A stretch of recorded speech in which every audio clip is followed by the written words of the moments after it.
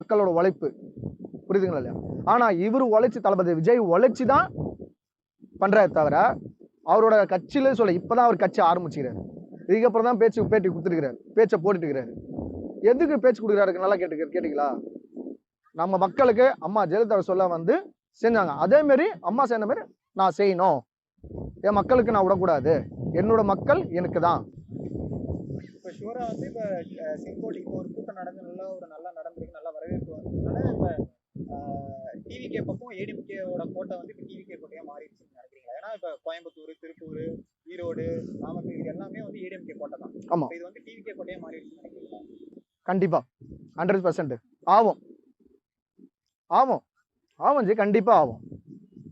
TVK வந்து கண்டிப்பா ஆகும். நான் அடிச்சே சொல்ல. அன்னைக்கு ஒரு பேட்டி எடுத்தாங்க. அன்னைக்கு சொன்னாரு, நம்ம சார் தான் சொன்னாரு, 41 பேர் இறந்தாங்க, பார்க்கல அப்படின்னு சொன்னாங்க.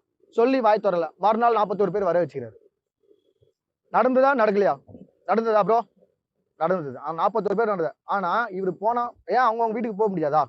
தளபதி விஜய் ஏன் போல காரணம்? திருப்ப மக்கள் கூட சொல்ல திருப்ப மக்களுக்கான 1000 சொல்லிட்டு தான் அவரு போல. அதான் ரீசென்ட். அது தனிப்பட்டமா நம்ம கூப்பிட்டு நம்ம மக்களை தனியா கூப்பிட்டு யார் யாரு பாதிக்கப்பட்டாங்களோ அவங்களோட காலை உந்து கை உந்து அழுதுட்டே அவர் சொல்லிட்டு இருந்தாரு. கண்ணீர் ஈர்த்தாரு.